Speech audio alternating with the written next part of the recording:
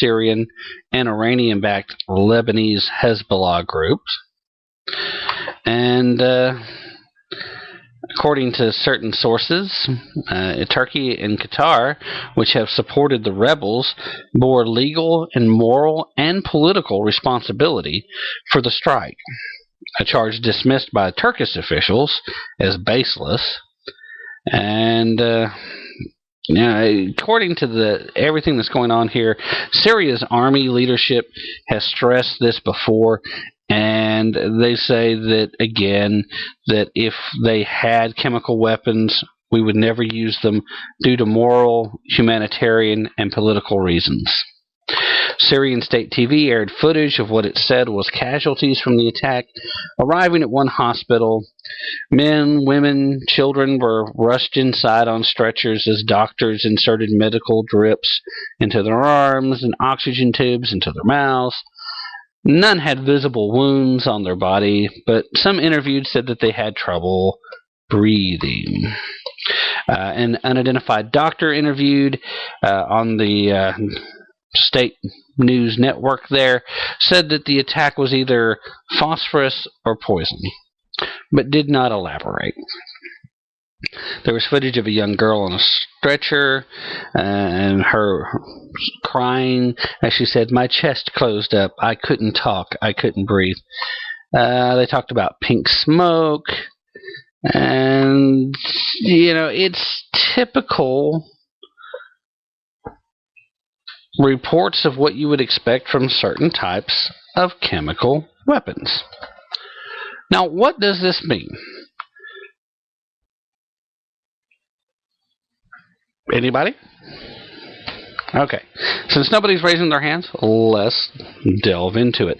Number one, the White House is going to back the rebels regardless. Why? Because the White House has been backing the rebels in the first place.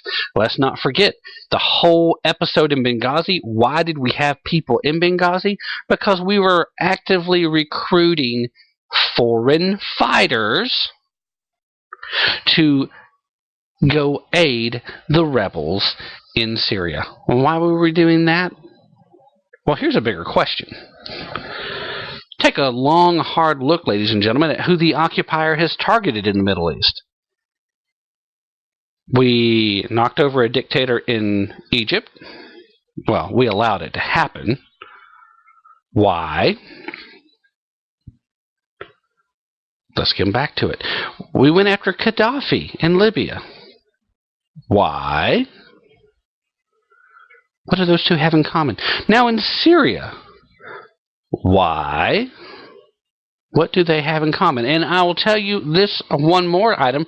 They have the same thing in common with former Iraqi President Saddam Hussein. These are all dictators. Being a dictator is never a good thing, and we like freedom here in the States, not dictatorial regimes. But while they were dictators, they were not theocrats. They were all very secular.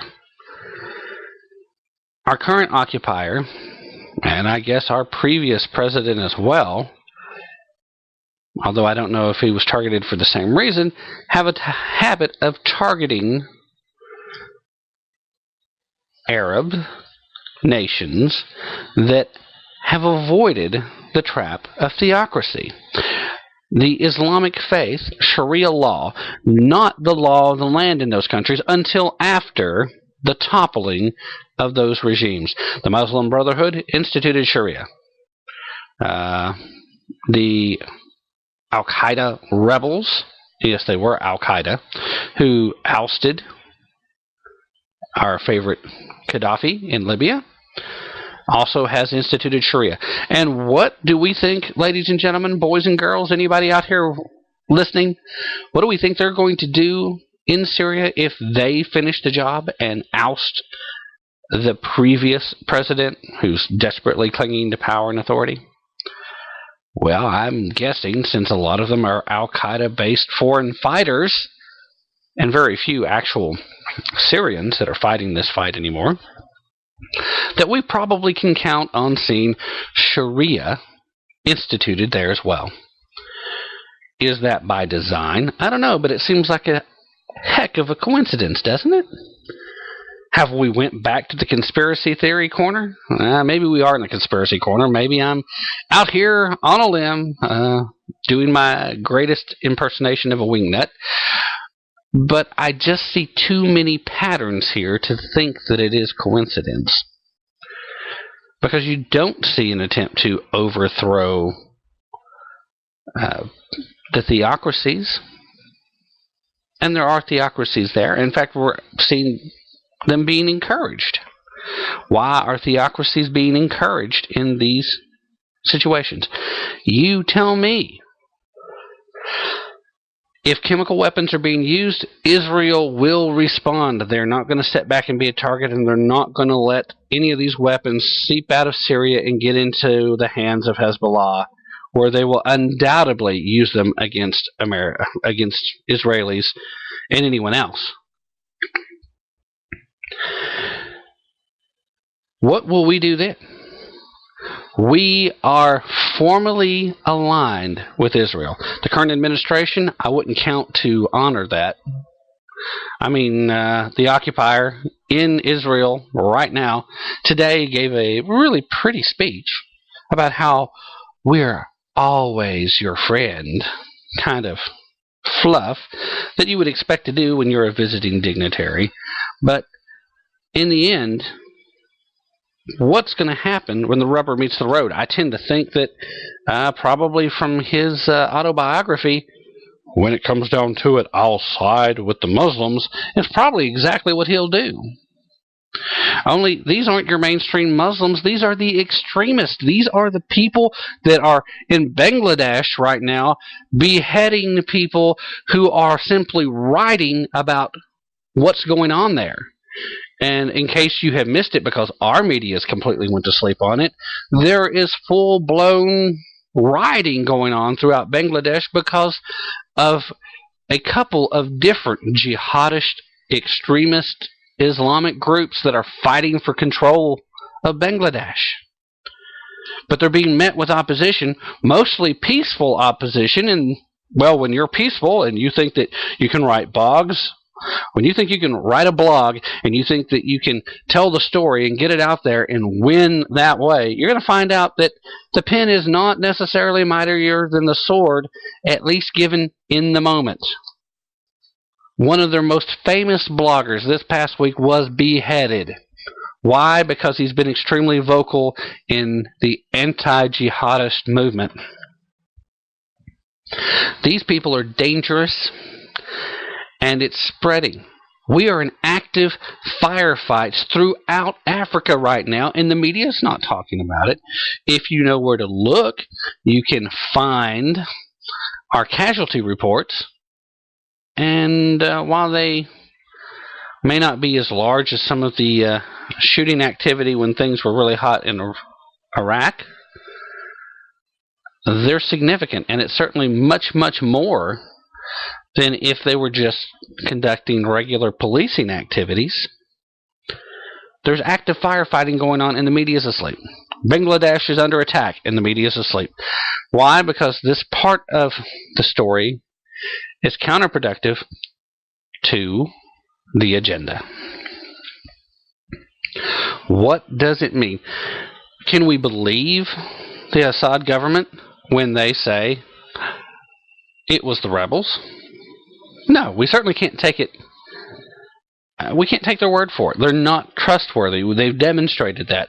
But can we say that they're completely wrong? Unless we're there on the ground, it's hard to say. Are the rebels above it? No, they're not. The rebels that are fighting this war, most of them are not even Syrian now, and they are mostly Al-Qaeda.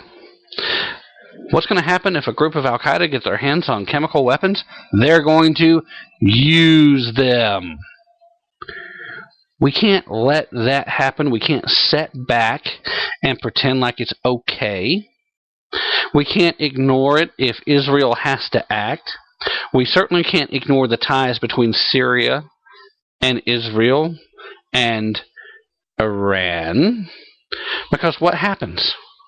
Both Syria and Iran have essentially bankrolled Hezbollah for decades. Hezbollah has been actively fighting an open war with Israel that's just not been declared. And Israel has set back and taken hit after hit after hit, as well as Palestinians who've been caught in the crossfire too, by the way. Why? Because terrorists don't care who they kill. There are no bad targets. They'll kill their own in a heartbeat. They are the creators of suicide bombing, for crying out loud. There is no sanctity of life.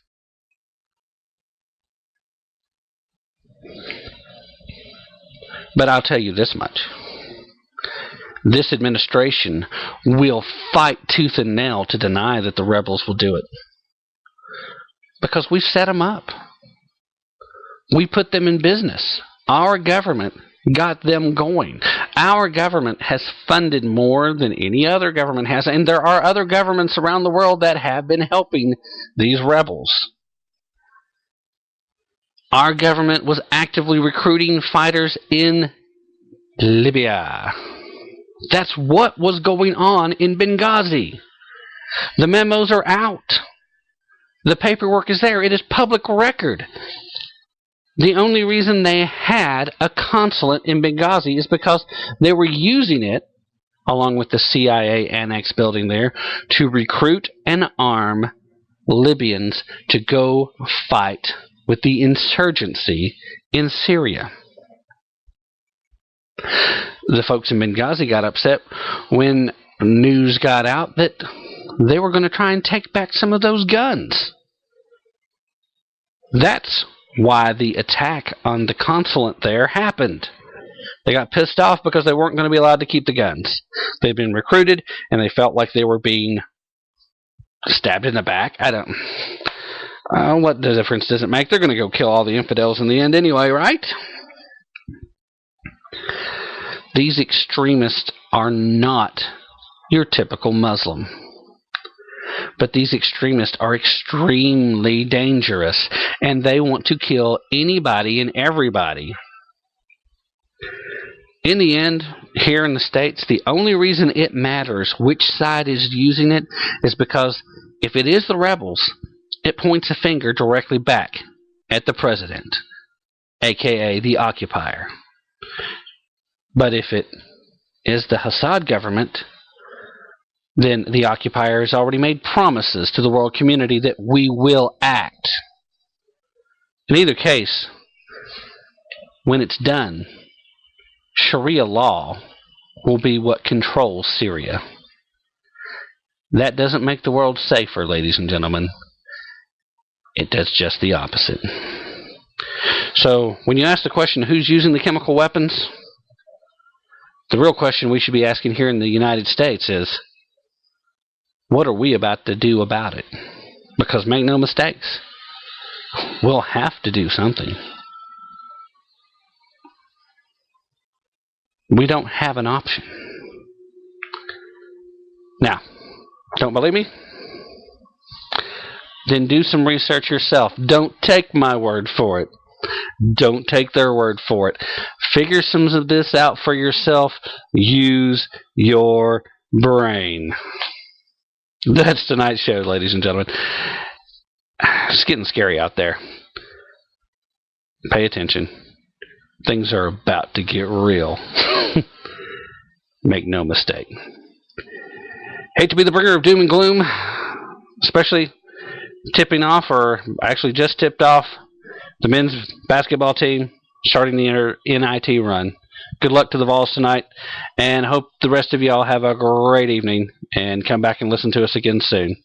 This has been Tap Into the Truth.